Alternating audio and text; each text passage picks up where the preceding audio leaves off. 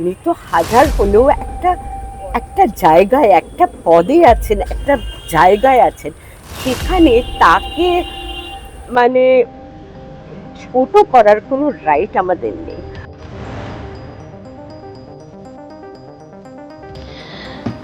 ওকে। আমরা না ভীষণ সহজ করে দিই সব জিনিসটা, এটা হচ্ছে না কেন, এটা হচ্ছে না কেন, এটা করছেন না কেন, এটা হচ্ছে না কেন। তারা যখন বেকার হয়ে যায়, তাদের যখন কিছু করার থাকে না, তখন এনার্জিটা না ভুল দিকে চ্যানেলাইজড হয়। আমাদের প্রত্যেকের মানুষ হিসেবে মানুষের প্রতি একটা শ্রদ্ধা রাখা উচিত।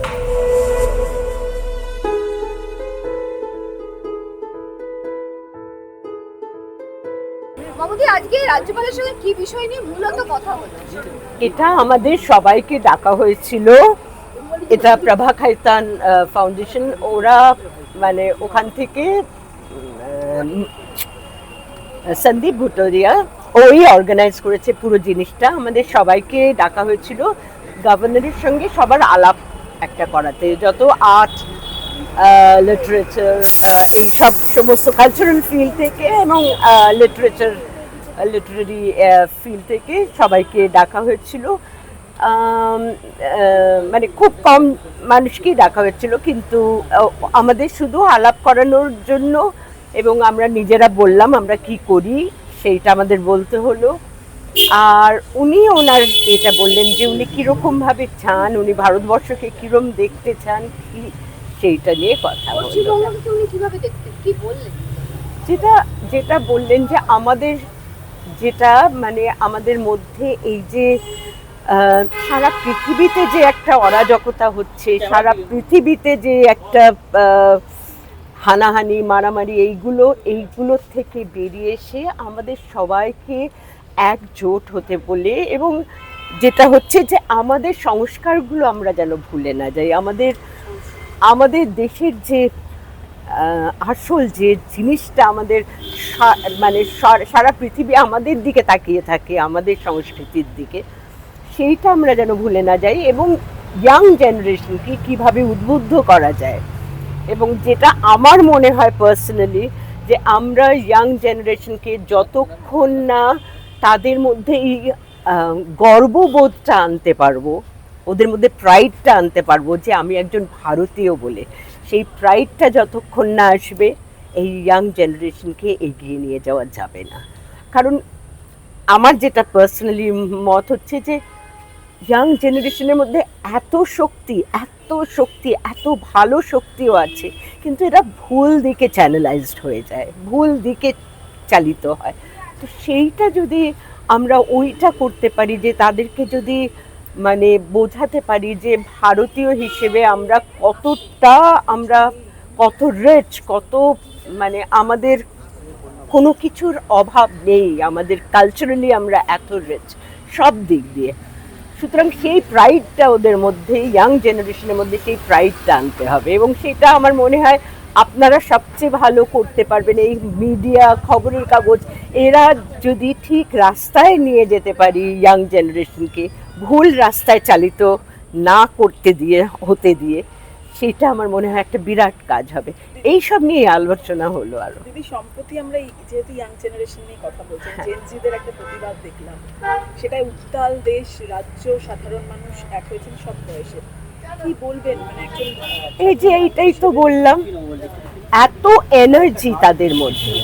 এই আমি না এই জেনজি আর এইসব আমি কিচ্ছু বুঝি না, আমি সত্যি বুঝি না। আমার কথা হচ্ছে ইয়াং জেনারেশনের মধ্যে এত, তাদের মধ্যে শক্তি, এত এনার্জি, কিন্তু তারা যখন বেকার হয়ে যায়, তাদের যখন কিছু করার থাকে না, তখন এনার্জিটা না ভুল দিকে চ্যানেলাইজড হয়। তখন কিছু একটা মানে একটা কিছু পেলেই তখন সেইটাতে ওদেরকে মানে চাগিয়ে দিলে, তখন ওরা ভুল পথে সেইটাতে একটা মেতে ওঠে। কিন্তু হ্যাঁ, ডেফিনেটলি বলবো তাদের কথাও শোনা উচিত, ইয়াং জেনারেশনের তাদেরও কি বলার আছে সেগুলোও আমাদের শোনা উচিত, এবং আমাদের ভালো কি বলার আছে ওদের, যাতে ওদেরকে ঠিকভাবে পথ দেখানো যায়, সেটাও আমাদের করা উচিত। টলিউড ইন্ডাস্ট্রি নিয়ে কোনো কথা হবে না, যেভাবে কিচ্ছু না, সেটা কিছু হয় না। তো সেই বিষয়ে তুমি কি বলবে একজন শিল্পী হিসেবে? আমার যেটা মনে হয়, আমাদের প্রত্যেকের মানুষ হিসেবে মানুষের প্রতি একটা শ্রদ্ধা রাখা উচিত, প্রত্যেক মানুষের ওপর।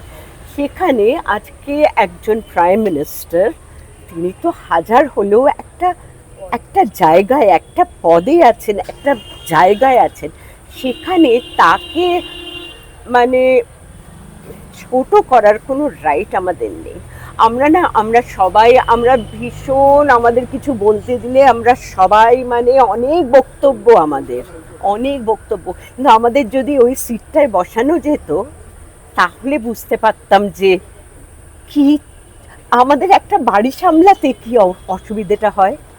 বাড়িতে মানে খুব কয়েকজনকে নিয়ে থাকতেই আমাদের এতজনের নানান মুনির নানান মত, আর সেখানে একটা দেশ চালানো, সেখানে বিদেশের সঙ্গে তাদের এটা মানে আমরা না ভীষণ সহজ করে দিই সব জিনিসটা। এটা হচ্ছে না কেন, এটা হচ্ছে না কেন, এটা করছেন না কেন, এটা হচ্ছে না, এত দিকে জানা, একদিকে বন্যা হচ্ছে, একদিকে যুদ্ধ হচ্ছে, একদিকে এইরকম এই যে স্টুডেন্টসরা মানে তারা জেগে উঠেছে হঠাৎ।